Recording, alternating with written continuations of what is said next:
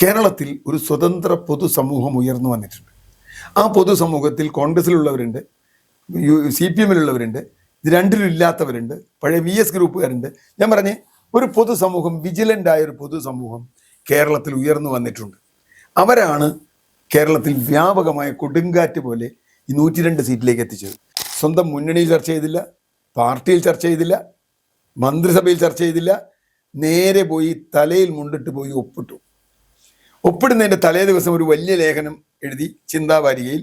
Sivankutty PM Shri കാവ്യവൽക്കരണത്തിൻ്റെയും സംഘീവൽക്കരണത്തിൻ്റെയും ഒക്കെ വലിയ സംഗതിയാണ്, സ്വകാര്യവൽക്കരണമാണ്, അതൊരിക്കലും അനുവദിക്കാൻ പാടില്ല. പിറ്റേ ദിവസം പോയി ഒപ്പിട്ടു. ഒപ്പിട്ട കാര്യം പാർട്ടി സെക്രട്ടറിക്ക് പോലും അറിയില്ല. 24 ഒപ്പിട്ട് കഴിഞ്ഞ് പിണറായി വിജയൻ പറഞ്ഞു കേരളത്തിലെ വിദ്യാഭ്യാസ രംഗം മാറും, വിപ്ലവകരമായ മാറ്റം ഉണ്ടാകും, നമ്മൾ PM ശ്രീ ഒപ്പിട്ടത്, നമുക്ക് ഒരുപാട് ഫണ്ട് വരും, ഇവിടെ ഒരുപാട് ആകെ ബഹളാവും എന്നൊക്കെ പറഞ്ഞു. അന്ന് നമ്മളെ എതിർത്തു. തെറ്റാണ്, PM ശ്രീ വന്നുകൊണ്ട് കേരളത്തിൽ ഒരു ചുക്കുണ്ടാവാൻ പാടില്ല. PM ശ്രീയുടെ കാര്യത്തിൽ ഒരു കാരണവശാലും ആ പരിപാടിയുമായി മുമ്പോട്ട് പോകില്ല എന്ന് തന്നെ കേരളം തീരുമാനിക്കണം. അതിൻ്റെ രാഷ്ട്രീയ കോൺസിക്വൻസ് എന്തായാലും നേരിടണം, നിയമപരമായി നേരിടണം. അത് ഇടതുപക്ഷം പറയുന്നതുകൊണ്ടല്ല, ഇടതുപക്ഷം വഞ്ചന നടത്തി എന്നുള്ളത് ശരിയാണ്, പക്ഷെ അത് വലതുപക്ഷത്തിന് വഞ്ചന നടത്താനുള്ള ന്യായമല്ല. LDF സർക്കാരിന് ഏറ്റവും വലിയ തിരിച്ചടി കേരളം അല്ലെങ്കിൽ വലിയൊരു പരാജയത്തിലേക്ക് എത്തിച്ചതിന്റെ പ്രധാന കാരണം എന്ന് പറയുന്നത് മുന്നണി മര്യാദ പോലും പാലിക്കാതെ CPI പോലെ അറിയിക്കാതെ PM ശ്രീ പദ്ധതിയിൽ ഒപ്പുവെച്ചതാണ്. അന്നത്തെ പ്രതിപക്ഷവും നിലവിലെ ഭരണപക്ഷവുമായിട്ടുള്ള ഐക്യ ജനാധിപത്യ മുന്നണി ശക്തമായി എതിർത്തു. ഞങ്ങൾ അധികാരത്തിൽ വരികയാണെങ്കിൽ ഒരിക്കലും PM ശ്രീ പദ്ധതി കേരളത്തിൽ നടപ്പിലാക്കില്ല എന്ന് പറയുകയും അധികാരത്തിലേക്ക് എത്തുമ്പോൾ ആ നിലപാടിലും നയങ്ങളിലൊക്കെ ചെറിയൊരു ഇളവാകാമെന്ന രീതിയിലേക്ക് പോയില്ലേ? അത് അംഗീകരിക്കാൻ കഴിയുന്ന കാര്യമാണോ? ഒരു കാലത്തുമല്ല. കേരളത്തിൽ PM ശ്രീ എന്ന പദ്ധതി നടപ്പാക്കേണ്ടതില്ല എന്ന് തന്നെ വിശ്വസിക്കുന്ന ഒരാളാണ്.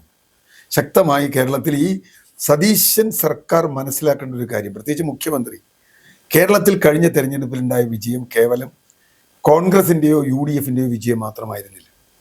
കേരളത്തിൽ ഒരു സ്വതന്ത്ര പൊതുസമൂഹം ഉയർന്നു വന്നിട്ടുണ്ട്.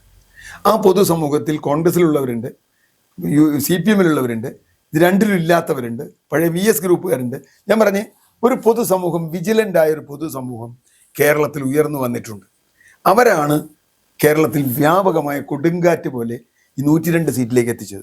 അല്ലെങ്കിൽ ഒരു പക്ഷേ പിണറായി വിജയനോടുള്ള ദേഷ്യം കൊണ്ട് 75-80 സീറ്റിൽ UDF ഒതുങ്ങുമായിരുന്നു.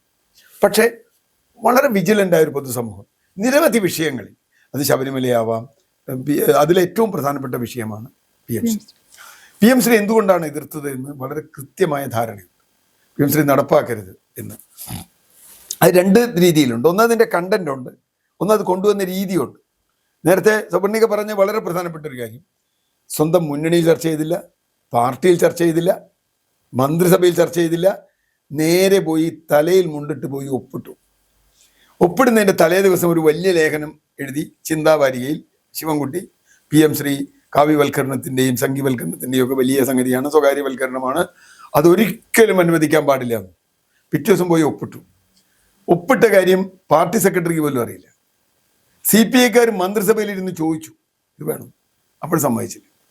അപ്പോൾ ജനാധിപത്യ വിരുദ്ധമായി, നിയമവിരുദ്ധമായി തന്നെ ഞാൻ പറയും, ക്യാബിനറ്റിൻ്റെ അനുമതി ഇല്ലാതെ പോയി ഒപ്പിട്ടു. CPI അതിനെതിരായിട്ട് കുറച്ച് ബഹളം ഉണ്ടാക്കി. തൽക്കാലം നവംബർ 12 ഒരു കത്തയച്ചു. കുറേ ബഹളം ഉണ്ടാക്കിയിട്ട് കത്ത് എന്താ കൊടുക്കാത്തതെന്ന് ചോദിച്ചു, പത്രക്കാർ ചോദിച്ചു. അവസാനം ഒരു കത്ത് പേരിന് അയച്ചു. വാസുകി എന്ന് പറയുന്ന IAS ഉദ്യോഗസ്ഥ അയച്ചു.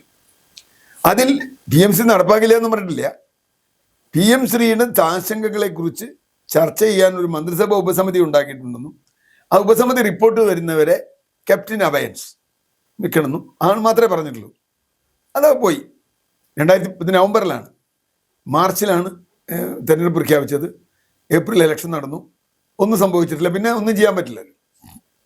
ഇലക്ഷൻ്റെ മുഴുവൻ കാലത്തും ഈ UDF-ഉം പ്രത്യേകിച്ച് മുസ്ലിം ലീഗും ഈ പൊതുസമൂഹവും ശക്തമായി PM ശ്രീക്ക് എതിരായിരുന്നു. അതിന് കാരണം അതിൻ്റെ കണ്ടന്റാണ്. അതിൻ്റെ രണ്ടാമത്തെ ഭാഗം. അതിൻ്റെ കണ്ടന്റ് എന്ന് പറഞ്ഞാൽ ഒരു പ്രധാന പ്രശ്നം 2027 മാർച്ചിൽ തീരുന്ന ഒരു പദ്ധതിയായിരുന്നു. ഒരു വർഷം ഇല്ല ഇനി അത്. അതിലെ ഈ ക്യാച്ച് എന്ന് പറയുന്നത്, ആളുകളെ പിടിക്കുന്ന എര എന്ന് പറയുന്നത്, ഒരു ബ്ലോക്കിലെ 2 സ്കൂൾ ഹൈടെക് ആക്കും, അതിന് കുറേ ഫണ്ട് കൊടുക്കും. സാധാരണ ഫണ്ട് കിട്ടുമെന്ന് പറഞ്ഞാൽ എല്ലാ സർക്കാരുകളും വീഴും, കാരണം ഫണ്ട് കിട്ടുമല്ലോ, ഫണ്ട് കിട്ടാനില്ല. പക്ഷെ അതിൻ്റെ കൂടെ പറഞ്ഞിട്ടുള്ള കുറേ കാര്യങ്ങളുണ്ട്. അത് വിദ്യാഭ്യാസത്തെ പുതിയ NEP 2020 എന്ന് പറയുന്ന പുതിയ വിദ്യാഭ്യാസ നയം അത് നടപ്പാക്കും എന്നാണ് ആദ്യത്തെ ക്ലോസ്. ഇപ്പം ശിവൻകുട്ടിയും പിണറായി വിജയനും സ്വരാജും ഒക്കെ ഇരുന്നിട്ട് അത് ഞങ്ങൾ കണ്ടില്ല, അല്ലെങ്കിൽ അത് ഞങ്ങൾ റദ്ദാക്കാൻ വേണ്ടി ഒപ്പിട്ട കരാറാണ് എന്നൊന്നും നമ്മളെ പറഞ്ഞ് പറ്റിക്കണ്ട. നന്നായിട്ട് അറിയായിരുന്നു NEP. ഇനി അത് മാത്രമല്ല, NEP ഇവിടെ നടപ്പാക്കിയെന്ന് ഇതിന് മുമ്പ്, ഇത് ഒപ്പിടുന്നതിന് മുമ്പ് നടപ്പാക്കി. കേരളത്തിലെ 4 വർഷ ഡിഗ്രി എങ്ങനെ വന്ന് ഒരുപാട് കാര്യങ്ങൾ, ഞാൻ ഒരു ഉദാഹരണം എല്ലാവർക്കും മനസ്സിലാവേണ്ട ഒരു ഉദാഹരണം 4 വർഷമാണ്. പിന്നെ ഗവേഷണ സ്ഥാപനങ്ങളുടെ ഒക്കെ ഉണ്ട്. ഏതായാലും ഉന്നത വിദ്യാഭ്യാസ രംഗത്ത് ബിന്ദു മന്ത്രിയായിരിക്കുമ്പോൾ തന്നെ NEP നടപ്പാക്കിയിട്ടുണ്ട്. പക്ഷേ അപ്പം അതുകൊണ്ട് മാത്രമല്ല, പിറ്റേ ദിവസം 24 ഒപ്പിട്ട് കഴിഞ്ഞ് പിണറായി വിജയൻ പറഞ്ഞു കേരളത്തിലെ വിദ്യാഭ്യാസ രംഗം മാറും, വിപ്ലവകരമായ മാറ്റം ഉണ്ടാകും, നമ്മൾ PM ശ്രീ ഒപ്പിട്ടുണ്ട്, നമുക്ക് ഒരുപാട് ഫണ്ട് വരും, ഇവിടെ ഒരുപാട് ആകെ ബഹളാവും എന്നൊക്കെ പറഞ്ഞു. അന്ന് നമ്മളെ എതിർത്തു, തെറ്റാണ്, PM ശ്രീ വന്നുകൊണ്ട് കേരളത്തിൽ ഒരു ചുക്കുണ്ടാവാൻ പാടില്ല. പിന്നെ സ്കൂളുകളുടെ ഹൈടെക് ആക്കൽ, അതിവിടെ ഒരു PM ശ്രീ ഇല്ലാണ്ട് നമ്മളൊക്കെ പല സ്കൂൾ ഹൈടെക് ആക്കി. ഇഷ്ടംപോലെ സ്കൂളുകൾ കേരളത്തിൽ ഹൈടെക് ആക്കിയിട്ടുണ്ട്, PTA ഒക്കെ ചെയ്തിട്ടുണ്ട്, ഫിലാന്ത്രോപ്പി ചെയ്തിട്ടുണ്ട്, CSR ഫണ്ട് പലതും ചെയ്തിട്ടുണ്ട്. അത് വേണേ ചെയ്യാം, അത് ചെയ്യണം. ഞാൻ പറഞ്ഞ സ്കൂളുകളൊക്കെ നവീകരിക്കണം. ഇപ്പോൾ ബ്ലോക്കിൽ 2 സ്കൂളല്ല, കേരളത്തിലെ എല്ലാ സ്കൂളും പൊതു വിദ്യാലയങ്ങളും നവീകരിക്കണം, സർക്കാർ സ്കൂളും എയ്ഡഡ് സ്കൂളും നവീകരിക്കണം. കാരണം പുതിയ കാലത്തിൻ്റെ വിദ്യാഭ്യാസ രീതിയിലേക്ക് കുട്ടികൾ വരണം. പക്ഷെ അതിന് ഈ മറ്റ് കണ്ടീഷൻ വേണ്ട. നിങ്ങൾ ഇതെടുത്താൽ ഇതെടുക്കാന്ന് പറഞ്ഞാൽ ഒന്നെടുത്താൽ രണ്ടാം തരാമെന്ന് പറഞ്ഞാൽ ആ പണി വേണ്ട. അത് മാത്രമല്ല, സെൻട്രൽ ഗവൺമെന്റ് ഫണ്ട് തരുന്ന ഇതുമായി ബന്ധപ്പെടുത്തിക്കൊണ്ടല്ല ആവരുത്. അതാണല്ലോ തമിഴ്നാട് കേസിന് പോയത്. ബംഗാൾ ഒപ്പിട്ടില്ല, തമിഴ്നാട് കേസിന് പോയി. ഇത് വെച്ച് SSKയുടെ ഫണ്ട്, മറ്റേ വേറെ ഫണ്ട്, കേന്ദ്രം സംസ്ഥാനത്തിന് തരുന്ന ഫണ്ടൊക്കെ ഇത് ഒപ്പിട്ട് തടഞ്ഞു വെച്ചിരിക്കുന്നു. കോടതി പറഞ്ഞല്ലോ, കൊടുക്കാൻ പറഞ്ഞല്ലോ. ഇതുമായിട്ട് എന്ത് ബന്ധം? ഓക്കെ, PM ശ്രീ ഒപ്പിട്ടില്ലെങ്കിൽ സ്കൂളുകളുടെ ഫണ്ട് ഇല്ലാണ്ടാക്കുന്നു മനസ്സിലാവും. സ്കൂളുകളുടെ ഫണ്ട് അതിനുള്ളതാണ് നിങ്ങൾ. പക്ഷേ ബാക്കി ഇങ്ങനെ ഫണ്ട് കൊടുക്കാതിരിക്കുക, SSK ഫണ്ടോ മറ്റു ഫണ്ടുകളോ കൊടുക്കണ്ടേ? കാരണം വിദ്യാഭ്യാസം കേന്ദ്ര സർക്കാരിന്റെ ഫണ്ടിന് കൃത്യമായ അർഹതയുള്ളതല്ലേ കേരളത്തിലെ ജനങ്ങൾ, അത് കിട്ടണ്ടേ? അത് ഫെഡറൽ സംവിധാനത്തിന് എതിരാണെന്നാണ് തമിഴ്നാട് കേസിന് പോയത്. തമിഴ്നാട് ഇത് മാത്രമല്ല, നീറ്റ് അടക്കമുള്ള നിരവധി വിഷയങ്ങളിൽ ഹിന്ദി അടിച്ചേൽപ്പിക്കുന്നതിനെതിരായ ഭാഷ ഒക്കെ തമിഴ്നാട് ശക്തമായി നിലപാടെടുത്തിട്ടുണ്ട്. അങ്ങനെയുള്ള ഘട്ടത്തിലാണ് ഇവിടെ പോയി ഒപ്പിട്ടത്, ഒളിച്ചുപോയി. അതവിടെ നിൽക്കട്ടെ. അതിനെ എതിർത്ത ഇതൊക്കെ ചൂണ്ടിക്കാട്ടിയാണ് UDF അധികാരത്തിൽ വന്നത്. UDF അധികാരത്തിൽ വന്ന് ആര് ചോദിക്കാതെ തന്നെ സതീശൻ പറയാണ് PM ശ്രീ നടപ്പാക്കുക. ഇത് ജനങ്ങളോടുള്ള വെല്ലുവിളിയാണ്, ഇത് അംഗീകരിക്കാൻ ബുദ്ധിമുട്ടുണ്ട്. അല്ല, പ്രതിപക്ഷത്തായിരിക്കുമ്പോ KM ഷാജി അടക്കം പറഞ്ഞു ഇതെടുത്ത് കടലിലേക്ക് എറിയുമെന്ന്. ഇപ്പൊ അദ്ദേഹം മന്ത്രിയാണ്. അദ്ദേഹം ഇപ്പൊ പറയുന്നത് പ്രസംഗിക്കുന്ന കാര്യത്തിൽ അല്ലെങ്കിൽ പ്രസംഗിക്കുന്ന സമയത്ത് പറയുന്ന എല്ലാ കാര്യങ്ങളും നടപ്പിലാക്കാൻ കഴിയുമെന്ന്. അങ്ങനെയാണെങ്കിൽ ഒരു ചോദ്യമുണ്ട്, പ്രതിപക്ഷം പല വിഷയങ്ങളിൽ എതിർപ്പ് അറിയിച്ചിട്ടുണ്ട് നേരത്തെ പ്രതിപക്ഷമായിരുന്ന സമയത്ത്. അപ്പോ ആ വിഷയങ്ങളിലൊക്കെ മലക്കം അറിയുമോ എന്നൊരു ചോദ്യം ജനങ്ങൾ ചോദിക്കില്ലേ? ഷുവറായിട്ടുണ്ട്. ഇത് വളരെ രാഷ്ട്രീയമായ ഒരു വിഷയമാണ്. ഇത് കേവലം നിയമത്തിന്റെ ഒരു വിഷയമല്ല. ഇപ്പൊ അറബിക്കടലിൽ എറിഞ്ഞില്ലെങ്കിൽ കൊച്ചി കായലിൽ എറിഞ്ഞാൽ മതി, നമുക്ക് വിരോധം. പക്ഷേ എവിടെയെങ്കിലും എറിയണം, അതാണ് പ്രശ്നം.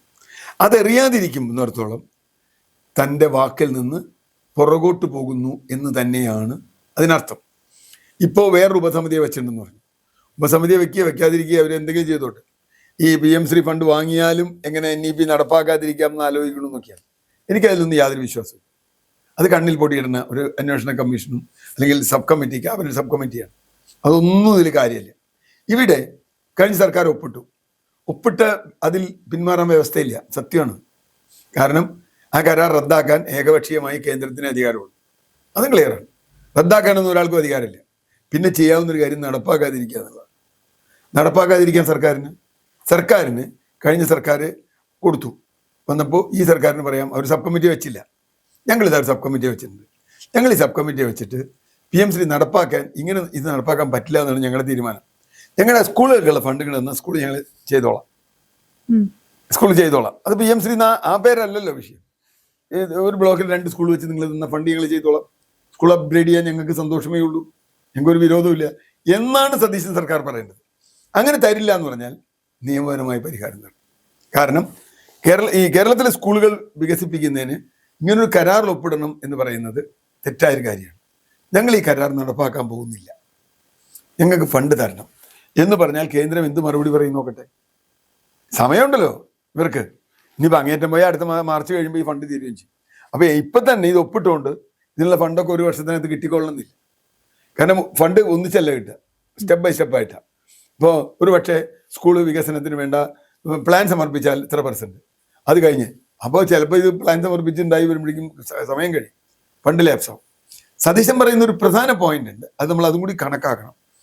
ഈ ഫണ്ട് വാങ്ങിയില്ലെങ്കിൽ നാളെ CAG ഓഡിറ്റ് റിപ്പോർട്ട് വരും, കേരളം ഇത്ര ഫണ്ട് ഉപയോഗിച്ചില്ല, കേന്ദ്രം കൊടുക്കാൻ പോയ ഇത്ര 1000 കോടി രൂപയുടെ ഫണ്ട് കേരളം ഉപയോഗിച്ചില്ല.